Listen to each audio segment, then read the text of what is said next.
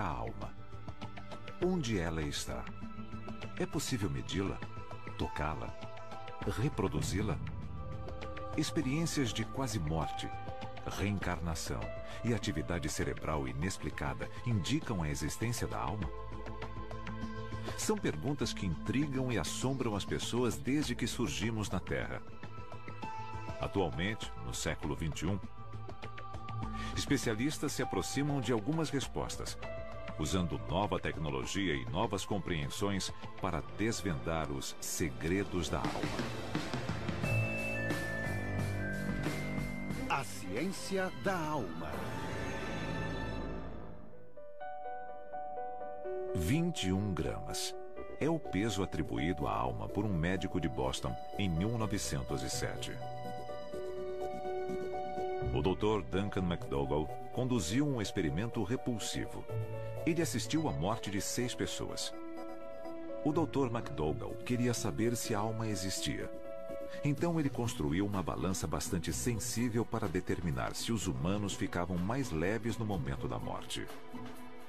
Em somente uma das mortes, McDougall registrou uma mudança de peso de 21 gramas. Seu experimento recebeu uma minúscula menção no jornal The New York Times, mais por curiosidade do que como notícia. Apesar de desde então ninguém ter reproduzido o teste macabro de McDougall, ele é lembrado até hoje como a primeira vez em que a ciência moderna tentou quantificar a existência da alma. Desde o início da civilização, a cultura nunca precisou nem dependeu de uma evidência científica da alma. Uma crença central para a maioria das culturas e religiões é que quando o nosso corpo morre, existe uma parte imortal de nós que resiste à morte, a alma. Todas as grandes religiões do mundo falam sobre os humanos como almas, como verdadeiros seres espirituais que encarnaram aqui nesses corpos e que a morte do nosso corpo físico não é o nosso fim. É só a morte do corpo. E que nós, ou a centelha especial que nós somos, que eu chamo de alma, deixa o corpo. Existem muitas dúvidas atualmente sobre quanto dos aspectos irracionais, misteriosos e sobrenaturais da vida podem ser explicados através da ciência. E muitos cientistas estão direcionando sua atenção para essas questões. E eu aprovo isso. Mas eu também acho que a religião é uma linguagem para as coisas que nós não entendemos.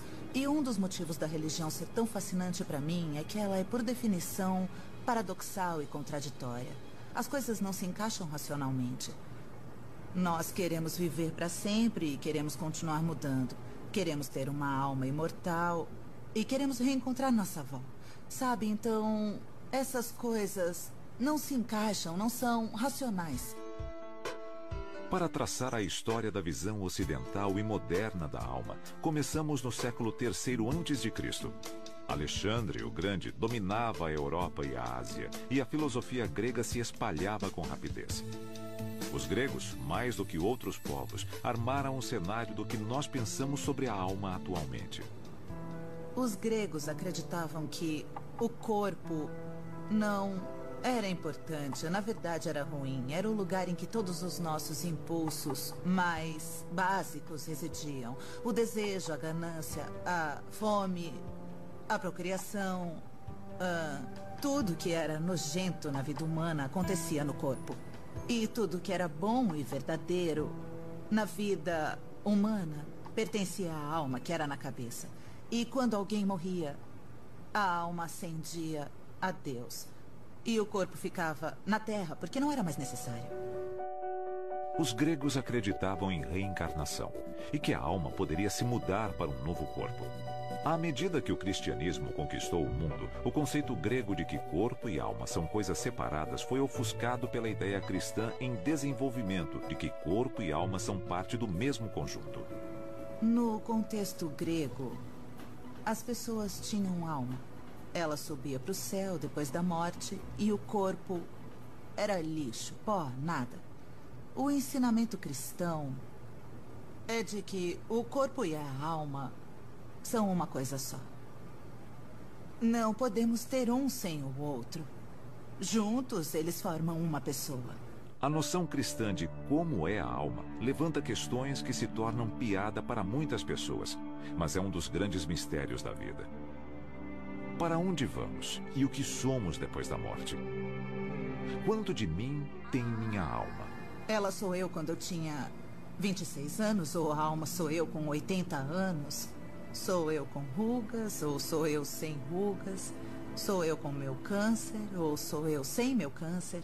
Bom, essas perguntas começaram a surgir nas pessoas e aí elas começaram a fazer graça com isso. Mas a dúvida em si é real e poderosa. É um enigma. Todas essas coisas.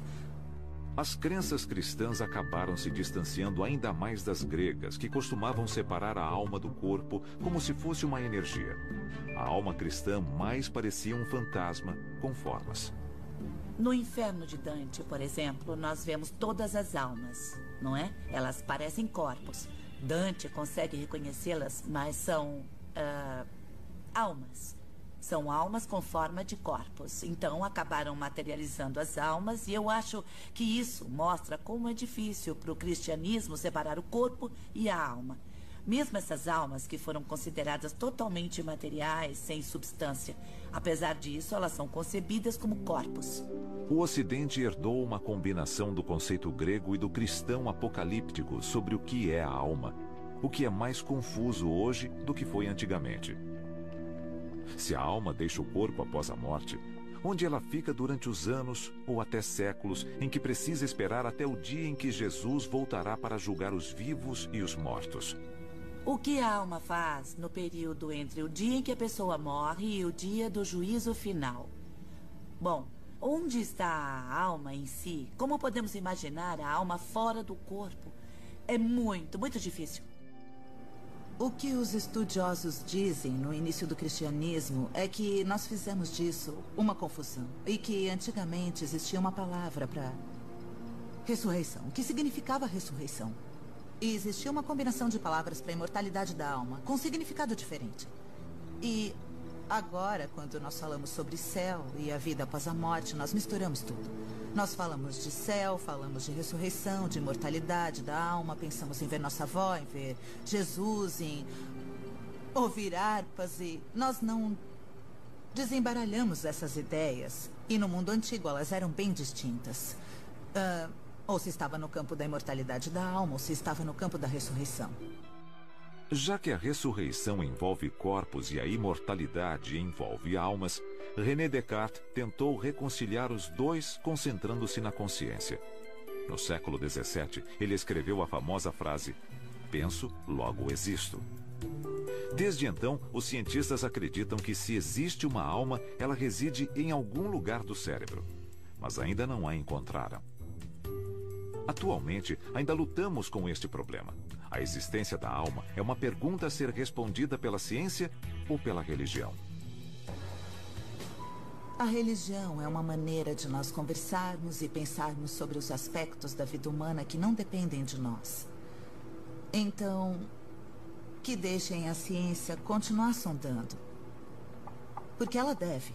E que deixem as pessoas continuarem reconhecendo, por meio da linguagem que funcionar para elas, seja poesia, arte ou religião, que existem aspectos da experiência humana e dos anseios humanos que nunca vão se enquadrar em categorias. E eu acho que a alma é uma dessas coisas. Nós queremos acreditar que existe uma coisa especial em nós, que vive para sempre.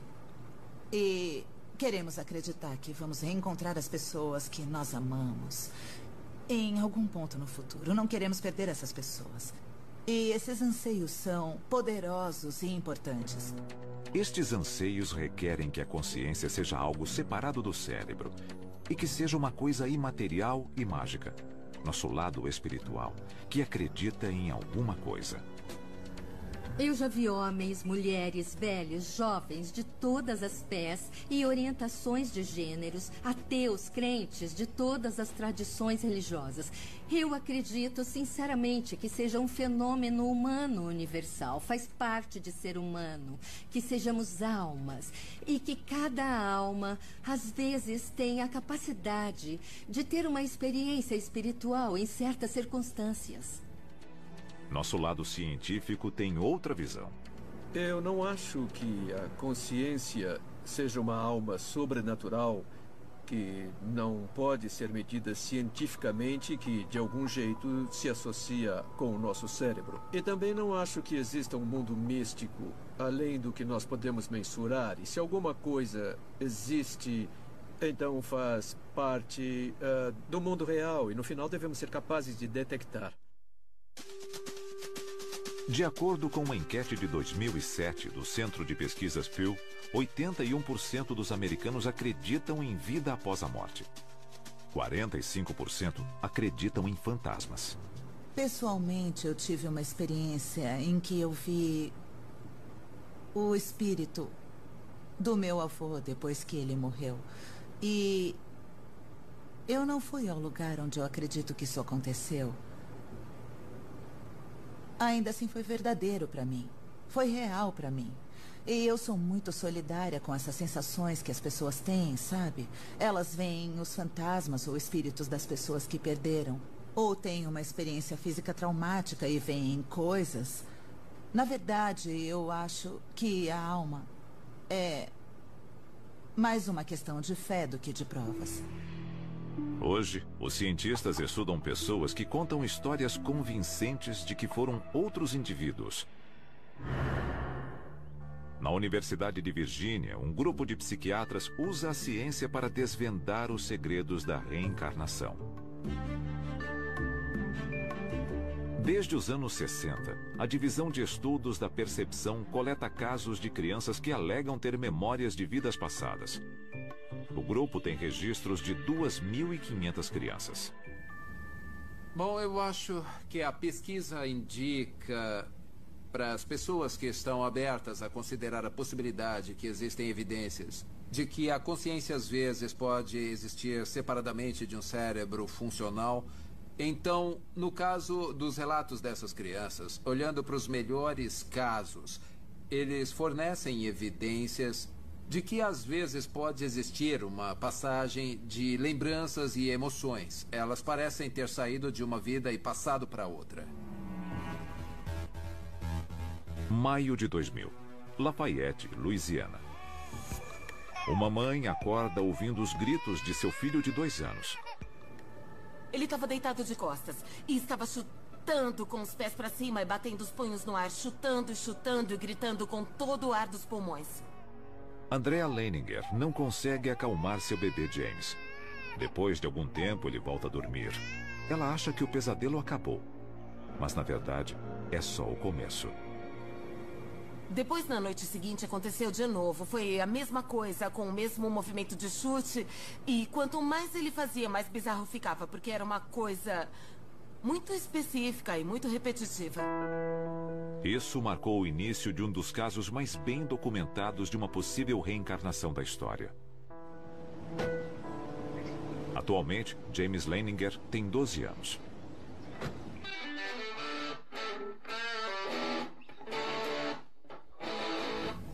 Eu pratico esportes, beisebol e futebol.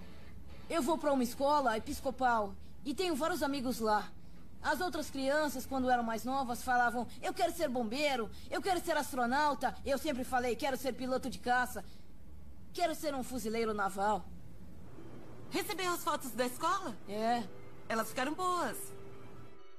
Quando James tinha 3 anos, seus pais começaram a ouvir histórias chocantes contadas por ele. James estava se recordando de coisas que o conectavam a um piloto da Marinha que morreu em 1945. Eles ficaram céticos. Bruce é gerente de recursos humanos na indústria petrolífera. Andrea é ex-bailarina e atua como professora. Como cristãos, eles nunca acreditaram em reencarnação, mas começaram a montar um quebra-cabeça incrível. A primeira pista veio com os pesadelos horríveis e incessantes que James passou a ter com 2 anos de idade.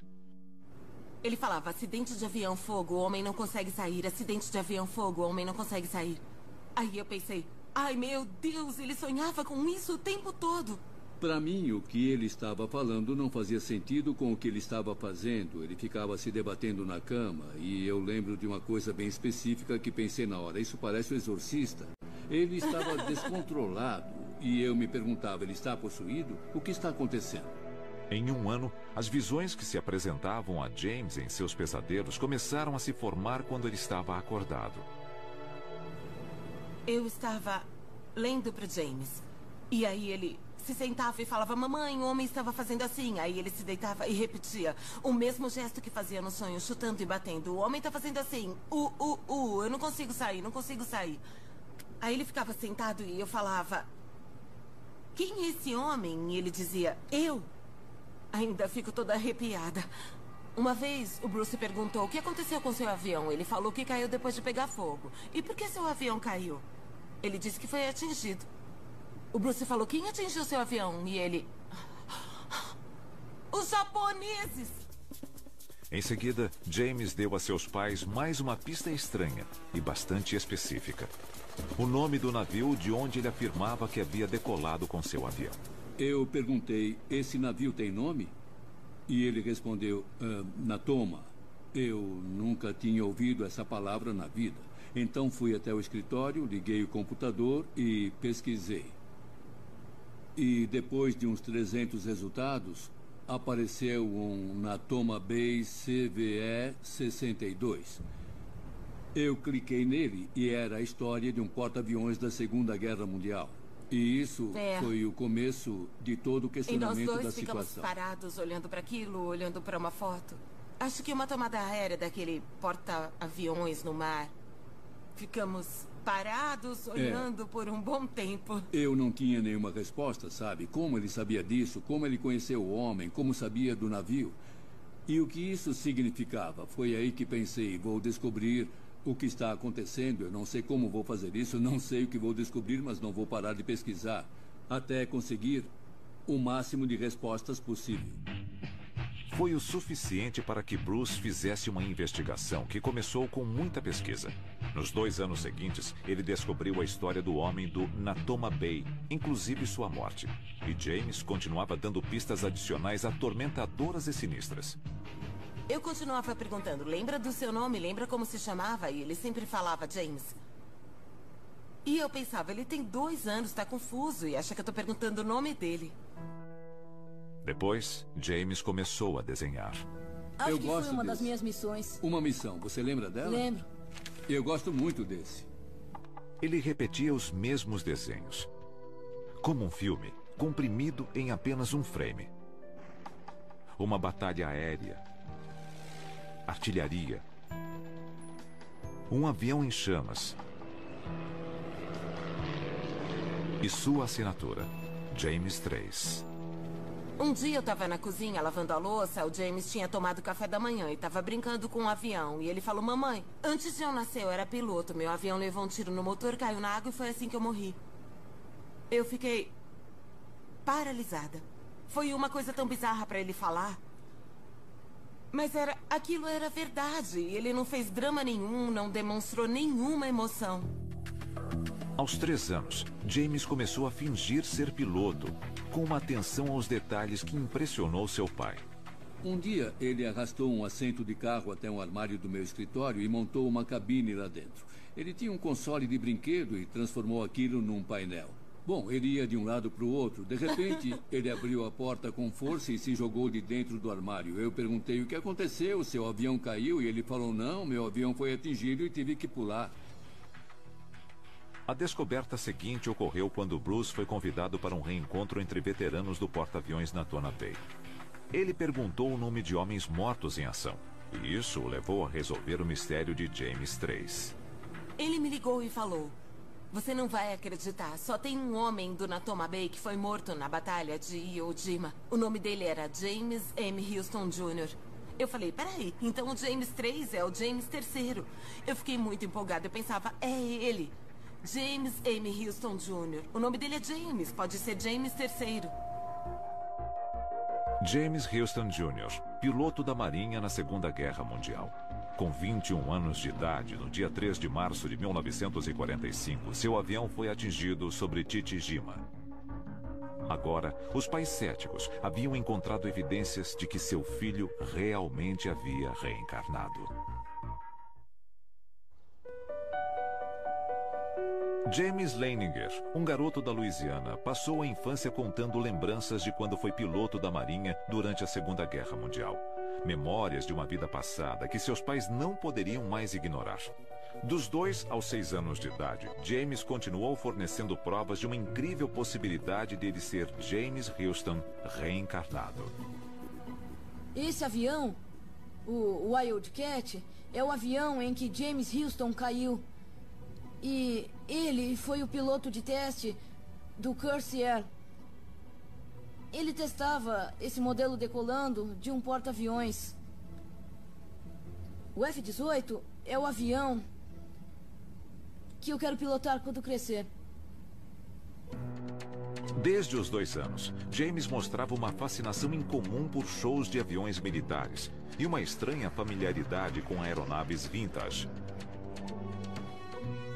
Com muita cautela, seus pais fizeram contato com a única parente viva de James Houston, sua irmã, Annie. A princípio, ela não sabia o que pensar sobre o menino que afirmava ser seu irmão reencarnado. Até que James perguntou sobre um quadro que somente uma pessoa além dela sabia existir. Ela escreveu para mim em 16 de janeiro de 2006. Querido James, eu espero que esse seja o quadro que você mencionou. É a única imagem minha pintada pela minha mãe. Eu sinto muito por ter demorado tanto para enviá-lo para você. As últimas semanas têm sido muito agitadas. Espero que você goste. Com amor, Annie. James acreditava e ainda acredita que a alma do piloto morto perguntou pelo quadro. Eu perguntei para ela sobre um quadro que a minha mãe passada tinha feito para ela e para mim. Ficou no sótão dela por uns 50 anos. Meus pais e ela acharam uma loucura que eu soubesse uma coisa dessas. Annie também passou a acreditar. E havia outras conexões ainda mais assustadoras. James tinha 3 G.I. Joes, que chamava de Billy, Walter e Leon. Nomes que seus pais consideravam estranhos para uma criança escolher. O Bruce perguntou, James, como é o nome do seu G.I. Joe? E ele respondeu falando, Walter. E a gente falou, Walter? O Bruce perguntou, por que batizou seus bonecos de Billy, Walter e Leon? E ele, porque me encontrei com eles quando fui pro céu. Foi um daqueles momentos em que a gente sente o rosto quente. Demos uns passos para trás, ele correu pro escritório, eu fui atrás, fechamos a porta, ele começou a mexer nos papéis assim. E eu falei, o que você tá procurando, o que você tá procurando? Ele encontrou um documento. Olhou e falou, Billy Piller, Walter Devlin e Leon Connor estavam no mesmo esquadrão do James Houston. Eu perguntei, quando morreram? Morreram antes? E ele jogou uns papéis, puxou outra folha, viu as datas das mortes e todos tinham morrido antes do James Houston. Todos voaram com ele. Apesar de o pai de James continuar cético de que a reencarnação fosse realmente possível, o que aconteceu em seguida foi sinistro. A gente estava limpando o jardim. Ele estava brincando nas folhas e eu falei, eu te amo muito. Ele respondeu, eu sabia que você ia ser um bom pai quando te escolhi. Eu falei, o quê? E ele, quando achei você e a mamãe, sabia que iam ser bons pais. Eu senti minha cabeça encolhendo até ficar bem pequena, sem cérebro. Perguntei, como assim quando nos encontrou? Ele falou, eu achei você e a mamãe. Achei vocês dois no Havaí. James contou a seu pai que viu os dois em um hotel cor-de-rosa. Foi onde os Leiningers estavam hospedados quando decidiram ter James. Bruce e André foram cautelosos quanto a pedir ajuda de médicos e psiquiatras. Eles decidiram encontrar uma solução própria para a aprovação de James. A solução foi ir até o Japão, até o enorme mar onde o piloto James Houston Jr. morreu. O barco estava bem em cima do ponto onde os destroços do avião foram achados. O Bruce fez uma homenagem bem bonita e eu achei que aquele era o momento perfeito para eu falar. Bom, eu estava lá com o James e aí eu disse... O James Houston faz parte da sua vida praticamente desde que você nasceu e ele sempre vai ser uma parte importante de quem você é. Mas você tem uma vida como o James Leininger e está na hora de você se despedir do James Houston e ele... Começou a chorar. Começou a chorar e chorou por uns 20 minutos. Ele emocionou todo mundo. Foi a coisa mais triste que eu já vi. Todo mundo ficou... chorando. Goodbye, James and Houston. Good job.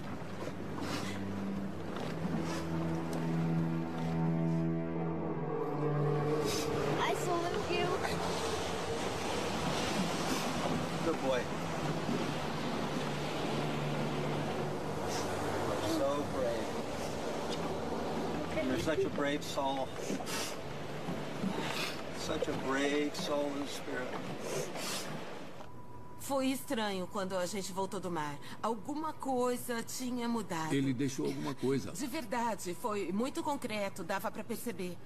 Ele chorou e tudo mais, o que aconteceu, mas ele estava pronto pra seguir em frente. E foi o que ele fez naquele dia. Foi o ponto onde tudo mudou. I'm gonna be the same thing that James M. Houston was, a pilot.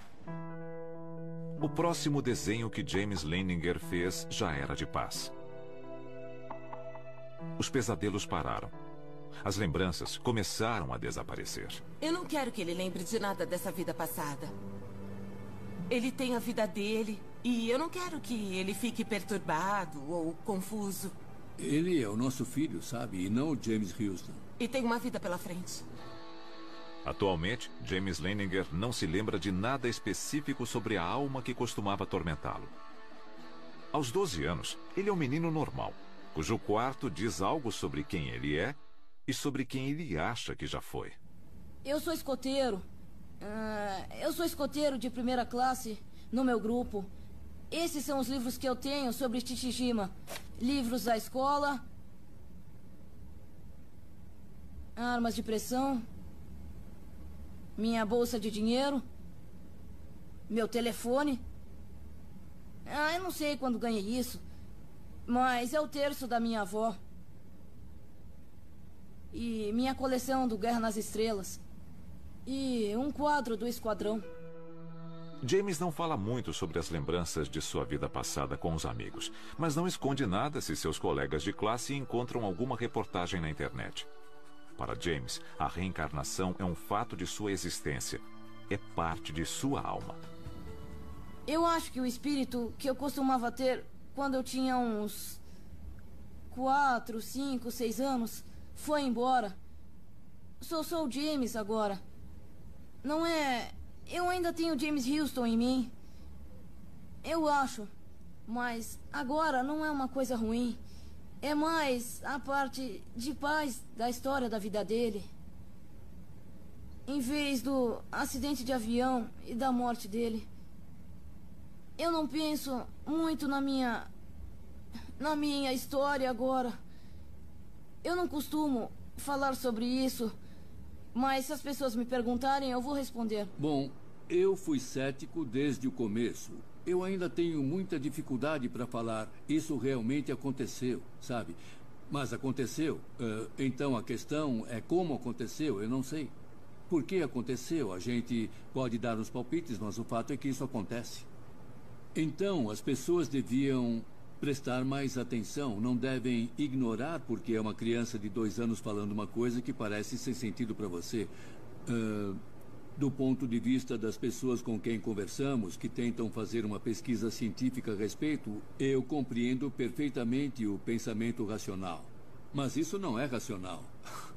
Eu lutei contra isso espiritualmente. Mas cheguei à conclusão de que agora eu tenho um sistema de crença tridimensional em vez de bidimensional. Na divisão de estudos da percepção da Universidade de Virgínia, o Dr. Jim Tucker examinou James Leininger. Tucker desenvolveu o que chama de escala de força do caso para a reencarnação. James foi avaliado como quase perfeito.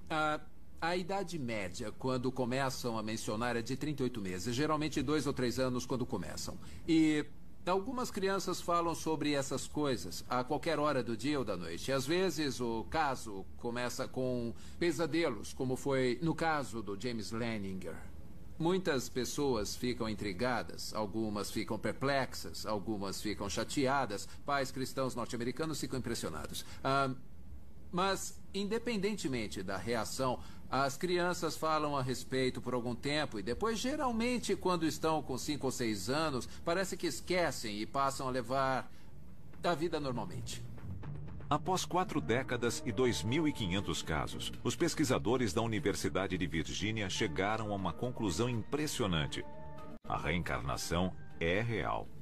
Isso certamente sugere que existe uma parte de nós, uma parte da consciência, que pode ser capaz de prosseguir depois que o cérebro morre. Isso indica que o cérebro pode não ser o criador de pelo menos uma parte da nossa consciência. Ele seria mais um portal por onde a consciência flui. E pode haver outra parte da existência, separada do mundo físico. E essa parte da consciência, como eu disse, pode ser independente do mundo físico e do cérebro físico, de onde ela parece vir. O Dr. Paul DeBell é um psiquiatra que se especializou na chamada regressão de vidas passadas. Por meio de hipnose, ele levou inúmeros pacientes a uma viagem no tempo para almas que seus corpos esqueceram. Ele fornece um exemplo recente. Trabalhei com o Sr. X. Ele foi abusado sexualmente quando era uma criança e tinha muita raiva por isso. Então ele veio fazer uma regressão. E, de repente, ele se viu acima de um castelo, na Áustria, em 1630. Na verdade, ele era uma mulher e estava limpando o chão do castelo. DeBell acredita firmemente que ajuda as pessoas a encontrar sua alma por meio da ciência. Eu acho que a espiritualidade hoje está no mesmo ponto em que a psicologia estava 100 anos atrás, quando ninguém achava que a mente podia ser compreendida, achavam que os sonhos não podiam ser compreendidos, achavam que as doenças mentais não podiam ser compreendidas porque eram complexas. Mas quando usamos as mesmas ferramentas, que são uma investigação metódica e sistemática, com hipóteses e provas experimentais, então vamos começar a ter algum progresso. Enquanto isso, os céticos da reencarnação diriam que o caso de James Leininger é circunstancial, na melhor das hipóteses. Entre americanos, a crença na reencarnação está crescendo.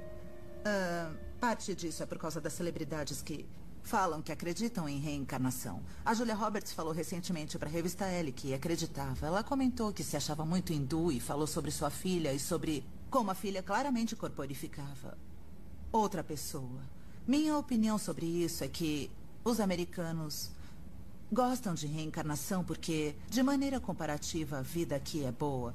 Porque, senão, eles iam querer o céu, que é um destino eterno em outro lugar, quando a vida está ruim na Terra. E você quer se livrar disso. Céticos à parte, para os Leiningers, a existência da alma não requer a validação de cientistas ou psiquiatras. A experiência de James, para eles, é uma prova da vida após a morte. Mas a dúvida continua. Se a alma existe em cada ser humano, ela pode ser encontrada e mensurada pela ciência? Um neurocientista está trilhando um novo caminho em relação ao funcionamento do cérebro. Ele procura evidências de consciência em pessoas que não exibem nenhum sinal de consciência. Os egípcios antigos eram obcecados pela vida após a morte e mantiveram esta crença por milhares de anos. Eles acreditavam que a alma e o corpo eram tão intricados que precisavam um do outro no além. Por isso, aperfeiçoaram a mumificação. Eles até guardavam os órgãos internos da múmia para mantê-la segura. Eles acreditavam que a alma se localizava no coração. Quanto ao cérebro, eles afirmavam que não tinha função. Por isso, ele era removido pelo nariz e descartado. Epicuro, filósofo da Grécia Antiga, acreditava que a alma era formada por átomos e que eles eram dispersos no cosmos após a morte. No século XVII, o filósofo René Descartes fez uma declaração revolucionária quando igualou a alma à consciência. Penso, logo existo. Os egípcios acreditavam que a alma estava no coração, mas Descartes tinha certeza que ela residia em algum lugar do cérebro. Quando o campo da neurociência nasceu, cientistas começaram a vasculhar e analisar o cérebro humano em busca da alma, mas nunca a encontraram. Ninguém tem certeza de onde procurar entre os 100 bilhões de neurônios do cérebro. Alguns cientistas dizem que é um mistério impossível de solucionar devido à complexidade do cérebro. Mas outros estão determinados a provar que o cérebro é a chave para desvendar os segredos da alma. Na escola de medicina, os alunos dissecam o cérebro como parte da aula de neuroanatomia. E eu estudei um cérebro preservado em formaldeído. Foi a minha primeira oportunidade de fazer uma dissecação num cérebro. E tinha um manual, então eu deixei o manual perto de mim. O professor me deu uma sonda, então falou: bom, a primeira coisa que podem analisar é o córtex. Retirem delicadamente essa camada de células. E eu fiquei pensando, será que estou tirando o que pode ser a lembrança de uma pessoa de um piquenique durante um verão em sua infância? Ou uma relação com uma pessoa importante na vida dela? O que eu acabei de remover desse cérebro já foi alguma coisa? Eu acho que a alma e a mente são trocáveis. Eu acho que, como neurocientista, que a mente e o cérebro são permutáveis. Há 20 anos, o Dr. Adrian Owen estuda quais partes do cérebro são ativadas por atividades específicas. Bom, a nossa mente é um produto do cérebro complexo que nós temos. E acho que o motivo de a gente achar que tem uma alma e que a minha alma é diferente da sua é porque meu cérebro é diferente do seu. Para o Dr. Owen, o cérebro é a chave para solucionar o mistério de quem somos nós. Ele está tentando provar isso ao trabalhar com pacientes em estado vegetativo. Quero que olhe essas fotos, Chris. Eu quero que tente olhar. Tá? Esses são você, o Randy e o Walt. Vocês estão de uniforme. Chris era um oficial em treinamento na Academia Militar de West Point. Em 2007, ele sofreu um acidente de carro e quase morreu. Em vez disso, ele sobreviveu com uma sequela permanente no cérebro. Mas o Chris de antes, um cadete jovem e brilhante com a vida pela frente, não existe mais. Chris, tá vendo a foto de você e dos seus amigos? Não dá para imaginar. Nem no pior pesadelo. Já vi famílias passarem por isso, mas até acontecer comigo, eu não tinha a menor ideia de como é de cortar o coração. Tem alguns momentos em que eu penso que ele não está aqui. Em outros, eu sinto com certeza que ele está aqui, que está ouvindo, fazendo contato visual comigo. Mas é muito difícil indicar onde ele está ou se está aqui. Será que está preso? Realmente não temos essas respostas. Não acredito que o Chris não tenha alma. Acho que existe uma centelha de vida que deixa a pessoa no momento da morte. É basicamente o que é a alma. E o Chris pode não estar consciente agora, mas ainda está aqui. Eu com certeza acredito que a alma seja mais do que só consciência. Chris, eu tô com um martelo e uma bola. Quero que você olhe para a bola. O que a pesquisa do Dr. Owen tenta provar é se, clinicamente falando, Chris está tão consciente agora quanto antes do acidente. Com a consciência, nós temos um grande problema, porque a única maneira de eu provar que eu estou consciente é por meio de alguma ação. Ou dizendo ou demonstrando. E se nos basearmos em uma coisa que chamamos de distúrbios da consciência, como o estado vegetativo ou o estado minimamente consciente, não temos essas ações com muitos pacientes. Eles são, por definição, incapazes de produzir esse tipo de resposta que todas as pessoas usam para demonstrar que estão conscientes. Para o Dr. Owen, o que começou como um simples estudo sobre consciência transformou-se em uma descoberta sem precedentes. Ele realizou exames em uma mulher de 23 anos em estado vegetativo. Os resultados revolucionaram a compreensão científica do cérebro. Ela foi vítima de um acidente de trânsito e foi examinada periodicamente por 5 meses. E em cada um dos exames, ela se encaixava em todos os critérios necessários para o diagnóstico de estado vegetativo. Então ela foi colocada no aparelho de ressonância magnética funcional e pedimos que ela se imaginasse jogando tênis. Nesse exame, quando ouvir a palavra tênis, eu quero que você se imagine em uma quadra de tênis jogando uma partida de tênis. Nós escolhemos essa tarefa porque foi uma coisa que fizemos várias vezes com voluntários saudáveis. E já sabíamos que produzia uma ativação bem específica de uma área frontal, bem no meio do cérebro, chamada área motora suplementar. Essa área controla os movimentos da parte superior do corpo. E mesmo mentindo para a máquina, ou só imaginando que estamos movendo o corpo como se estivéssemos jogando tênis, já ocorre uma ativação forte dessa área do cérebro. Enquanto ela estava no aparelho, nós a instruímos que, quando ela ouvisse a palavra tênis, começasse a se imaginar praticando o esporte e continuasse até eu dizer descansar. E quando fizemos isso, o cérebro dela foi ativado, igual ao de um voluntário saudável. Com base nisso, concluímos que o estado dela não era vegetativo e que ela estava consciente. Foi muito empolgante. E nós também fizemos outro teste porque era importante provar que aquilo não era só uma reação automática e que se nós mudássemos o teste, a ativação cerebral ia mudar. Então, usamos um tipo de teste com navegação espacial. Pedimos que ela se imaginasse indo de um cômodo a outro da casa dela.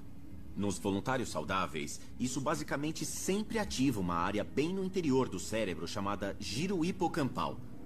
Eu nunca vi ativar em um paciente vegetativo. E apesar disso, quando pedimos para ela se imaginar andando de um cômodo a outro em casa, o giro hipocampal dela foi ativado da mesma forma que num voluntário saudável. O trabalho revolucionário de Owen levanta novas questões sobre onde a consciência começa e onde acaba.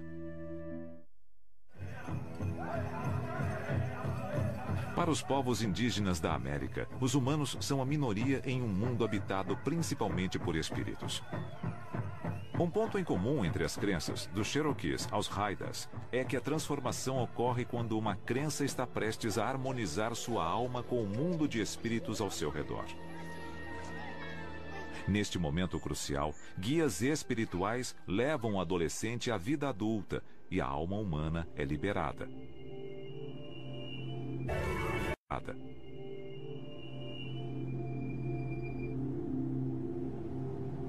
Na sociedade ocidental dos dias atuais, as crianças nascem com alma. A alma e o corpo estão ligados. Um dos princípios centrais da fé cristã é que Jesus ascendeu dos mortos, certo? E eu acho que isso é muito tranquilizador para as pessoas, porque elas associam o corpo com identidade, a ter tanto alma quanto corpo. E, na verdade, no cristianismo é muito difícil separar o corpo da alma, porque eles descrevem praticamente um casamento entre um e o outro. A professora Alison Gopnik não acredita em uma alma eterna. Mas sua pesquisa na área inexplorada do cérebro das crianças a levou à conclusão de que o chamado espírito está mais próximo de nós quando somos crianças. Eu sou cientista, ateia e materialista, e eu acho que tudo que está aqui é tudo que está aqui. Mas eu também acho que há muitos sentimentos, experiências, intuições de conhecimentos e verdades que as pessoas citam quando falam sobre a alma, sobre o espírito ou sobre o transcendental. E essas experiências em que reconhecemos o significado, a beleza e a importância de tudo que está à nossa volta, na minha opinião, são momentos que ocorrem quando somos crianças. Essa é a minha máquina e eu quero que você descubra como a máquina funciona, tá bom? Alison tenta responder à pergunta: com que idade surge a identidade? Quando começa o penso, logo existo. Ela queria estudar bebês e seus colegas disseram que ela estaria perdendo tempo. Quando eu estudava em Oxford e já era aluna da pós-graduação, uma das pessoas de lá me falou, assim que eu cheguei, que todo o meu programa de pesquisa era inútil porque bebês não têm um córtex avançado. Eles não tinham nenhuma área do cérebro tão desenvolvida quanto os adultos. Qual desses seria melhor para fazer a caixa funcionar? O que você acha? Eu acho que é esse aqui. Depois de 20 anos de pesquisa, Alison ajudou a provar que os neurônios do cérebro das crianças apresentam mais atividade do que os dos adultos.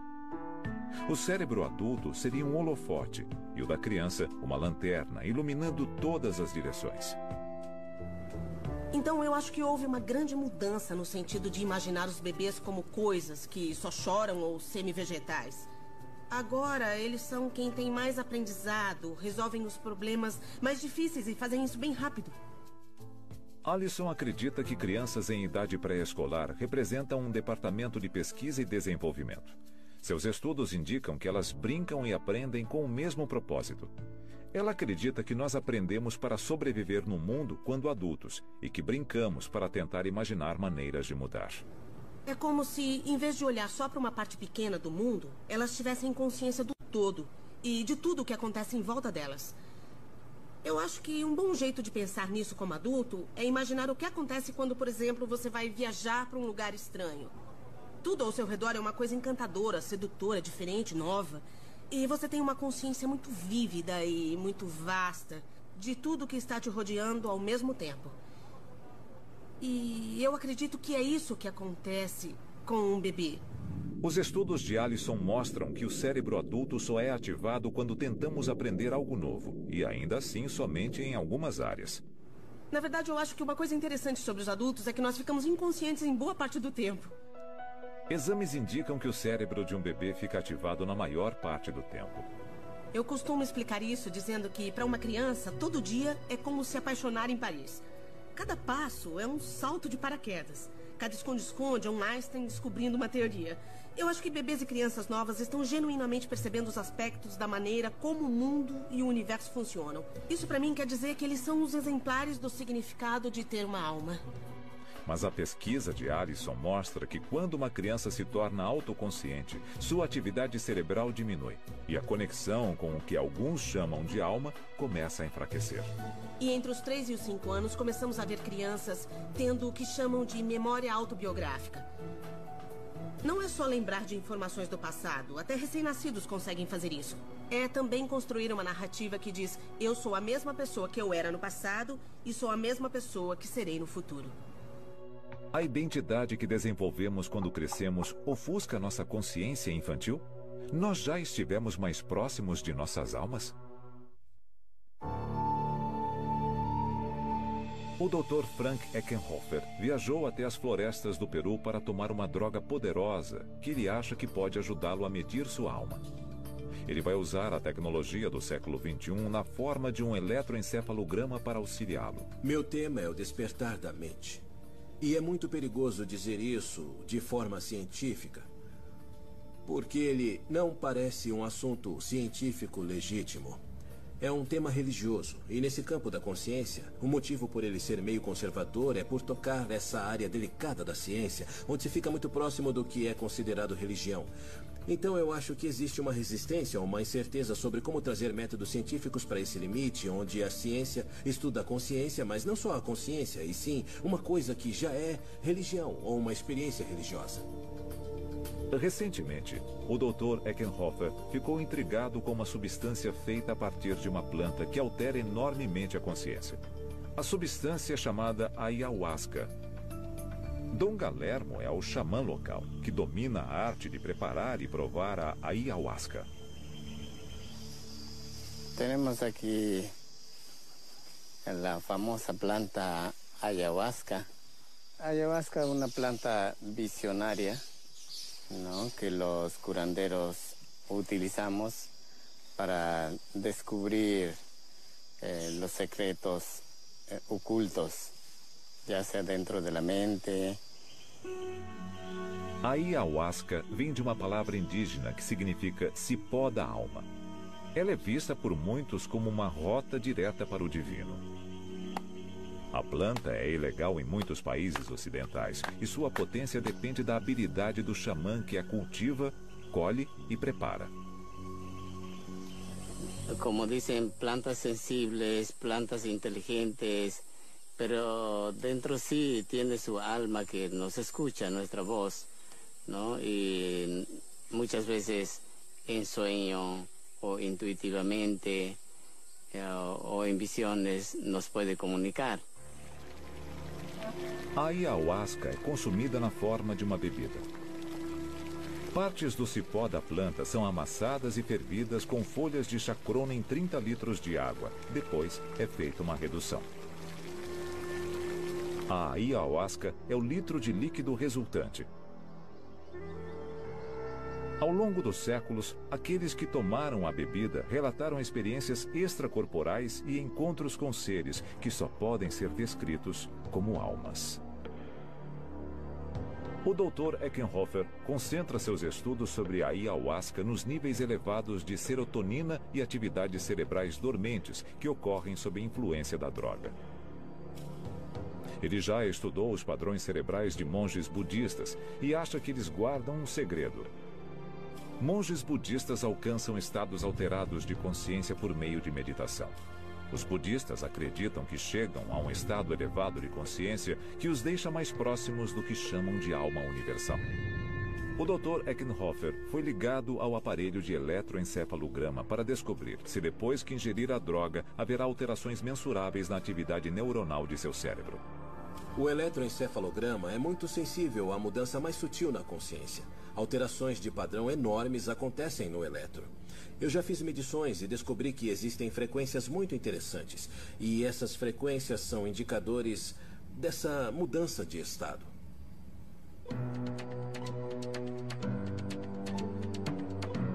Eckenhofer bebe a ayahuasca e espera cerca de meia hora até sentir os efeitos. Depois, ele não será capaz de comunicar o que está sentindo. Somente o eletroencefalograma poderá captar dados. Bom, no começo você sente uma alteração sutil na percepção do corpo. E bem devagar a experiência psicodélica começa. É possível ver desenhos flutuantes e depois eles se mesclam com imagens que parecem ter formas mais complexas. Podem ser imagens de pessoas, de rostos. Depois parecia que eu estava sonhando acordado. E existe um outro nível de experiência chamado de jornada. Eu acho que essa jornada é quando ocorre uma experiência fora do corpo. Nessa hora parece que você está em outro lugar. Às vezes, quando estamos em outro mundo, encontramos algum tipo de entidade. É possível que essas entidades nos ensinem coisas. Assim como no cristianismo existem histórias de como as pessoas ouviram mensagens de entidades angelicais que apareceram.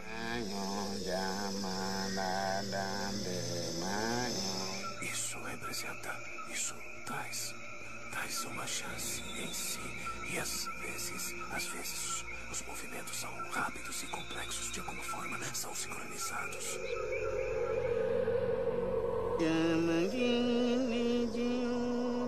Quando entra em um estado alterado, Eckenhofer começa a mover as mãos como se estivesse conduzindo uma orquestra invisível. Seus colegas de pesquisa esperam que o eletroencefalograma registre o pico de atividade, sustentando a teoria de Eckenhofer de que a ayahuasca pode indicar um caminho para tocar a alma.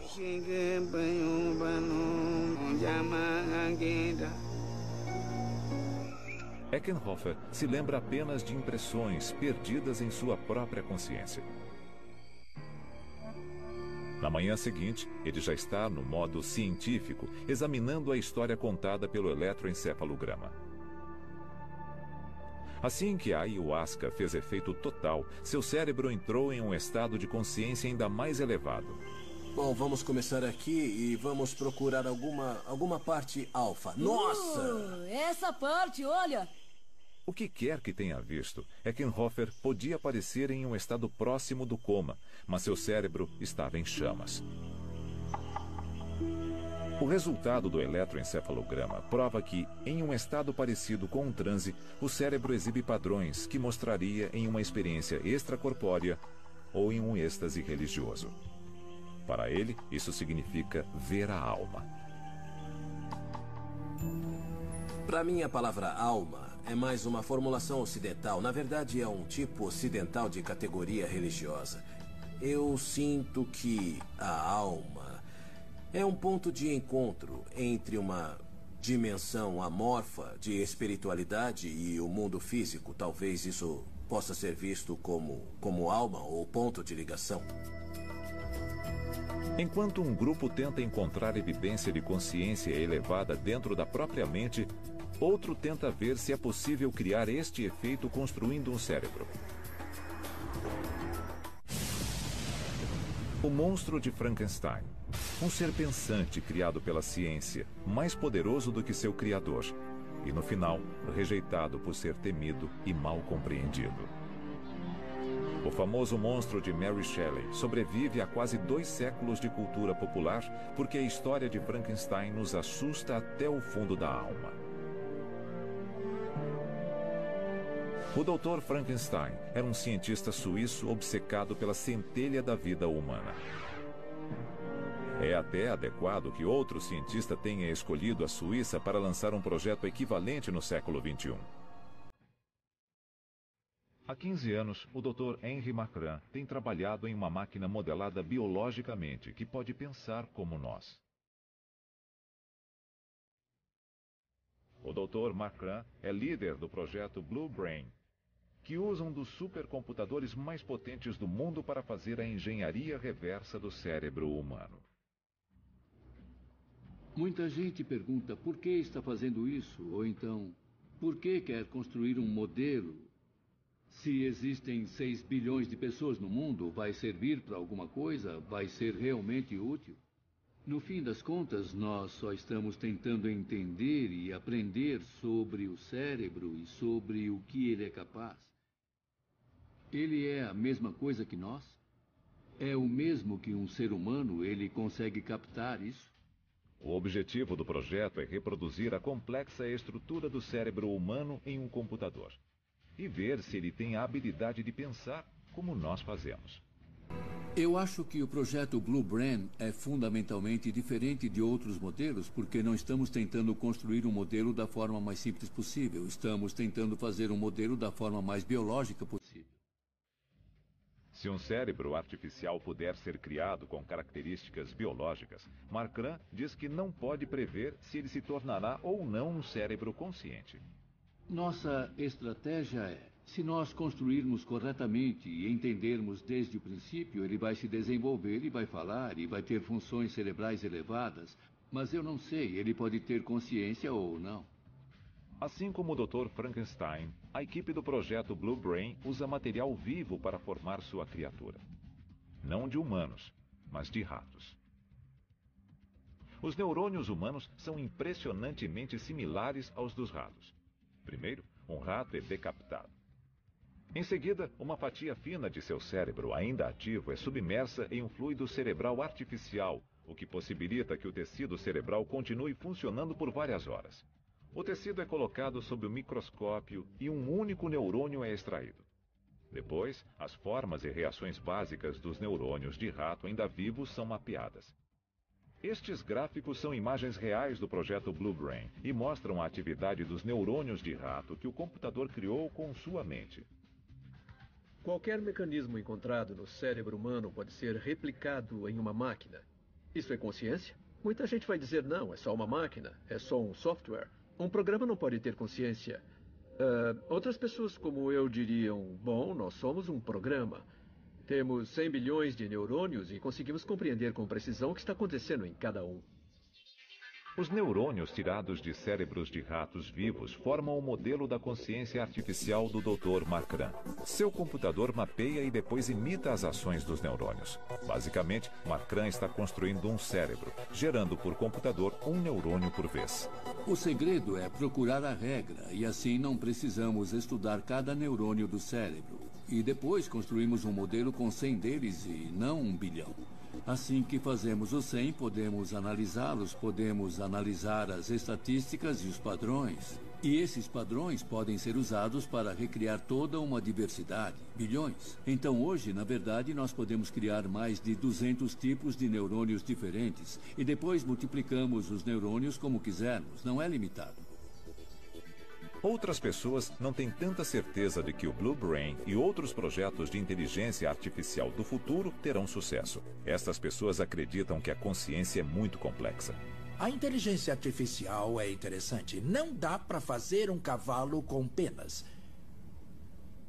Seria muito difícil fazer um computador com pano.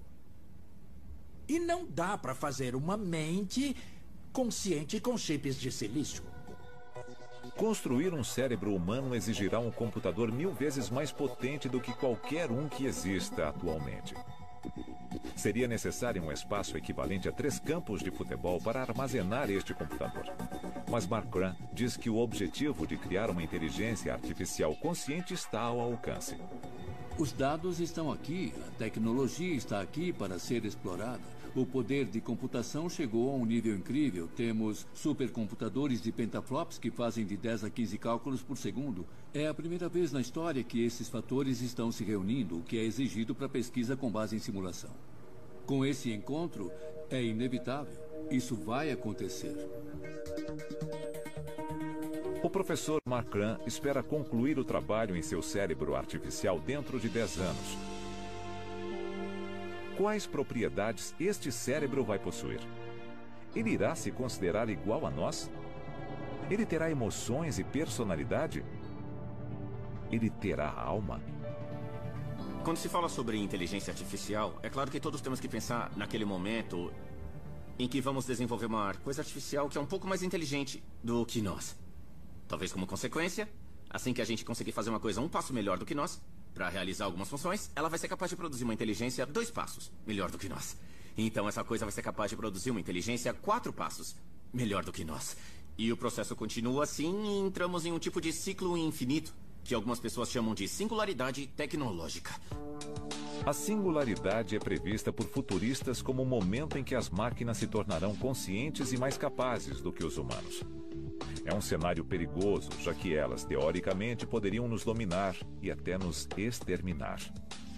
Apesar de eu achar que a época da singularidade ainda está muitas décadas de distância, quando ela se aproximar, eu acho que é uma coisa que temos que desacelerar e pensar a respeito com cuidado. Se o professor Marcran for bem sucedido, o projeto Blue Brain virá a ser a singularidade? Ele tornará a existência humana melhor ou muito pior? Se for algo maligno, ele permitirá que o professor Marcran o desligue? Será um monstro Frankenstein sem alma que matará seus próprios criadores? Hiroshi Ishiguro trabalha para projetar um mundo em que humanos e robôs são indistinguíveis. E, quase acidentalmente, ele está mexendo com a noção de onde a alma das pessoas começa e termina.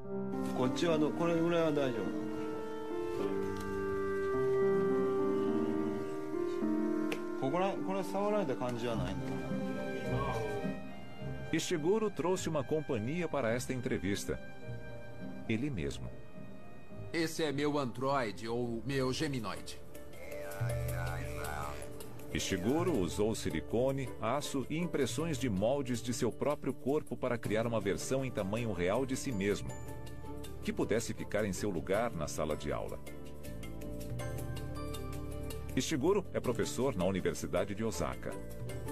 Ele quer ver como seus alunos irão se comportar quando forem forçados a interagir com seu androide em vez de interagir com ele. Ishiguro prevê o dia em que seus androides não irão apenas possibilitar que as pessoas estejam em 2 lugares ao mesmo tempo, mas que unam forças para realizar trabalhos desagradáveis, mas necessários. Ishiguro pensou muito sobre se seus robôs seriam avançados o suficiente para ter consciência. Mas os japoneses têm uma visão única que não iguala a consciência à alma.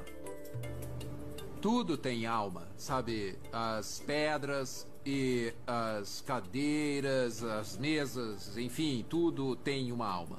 Eu acho que essa é a diferença fundamental entre o Japão e os outros países.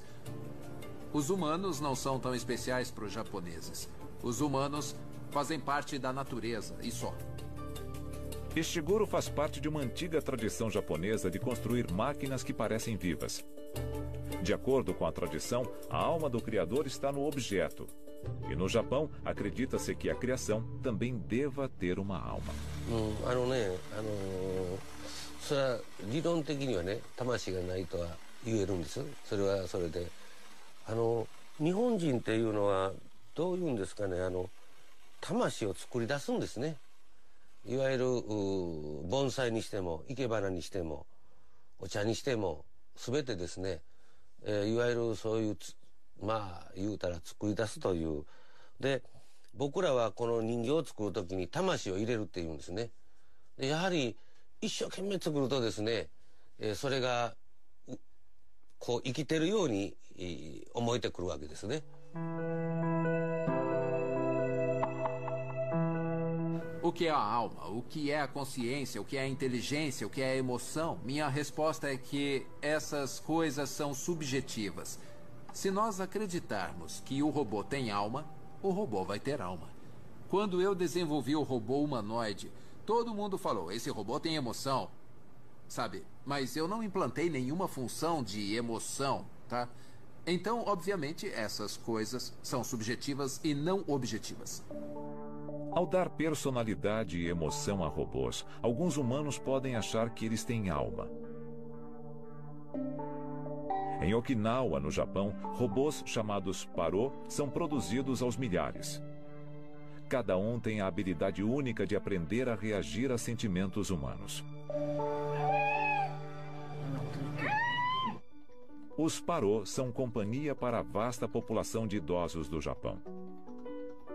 Conhecidos como terapia robótica assistida, os acompanhantes mecânicos são equipados com uma tecnologia de reconhecimento de padrões capaz de ler o humor de seus donos e agir da maneira adequada para tranquilizá-los. Depois de conhecer seu dono, cada Parô desenvolve uma personalidade única e sua própria variação emocional. É uma simulação computadorizada de sentimentos.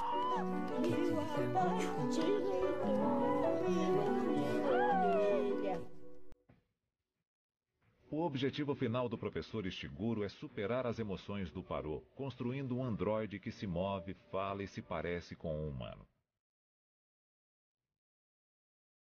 Além de seu geminoide, ele também criou uma androide com expressões emotivas avançadas.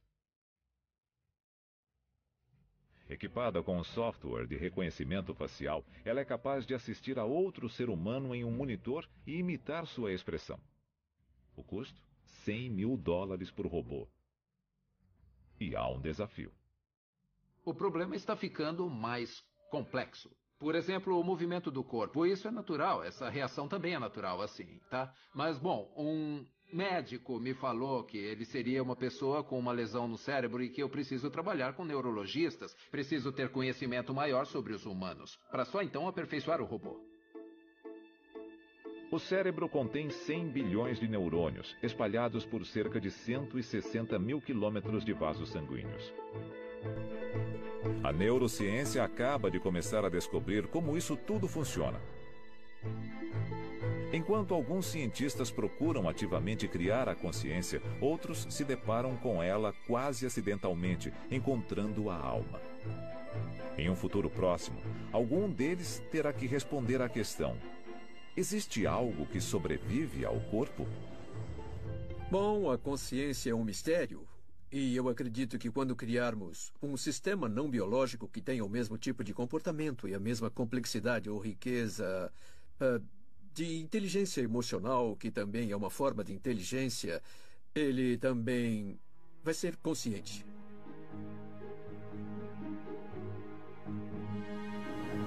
Se você perguntar para alguém, você acredita que tem uma alma imortal? Ou você acredita que tem alma? Eu acho que as pessoas vão expor suas esperanças mais sinceras e seus piores medos. Então, eu acho que é muito mais fácil nos concentrarmos no que podemos compreender. Na nossa inteligência, em como somos espertos, QIs. Sabe, isso é uma medida da alma? Certamente é uma medida da capacidade de raciocínio, do intelecto, mas não tem nada a ver com a imaginação. Mas é uma visão muito limitada do que é a alma e também uma visão muito temporal.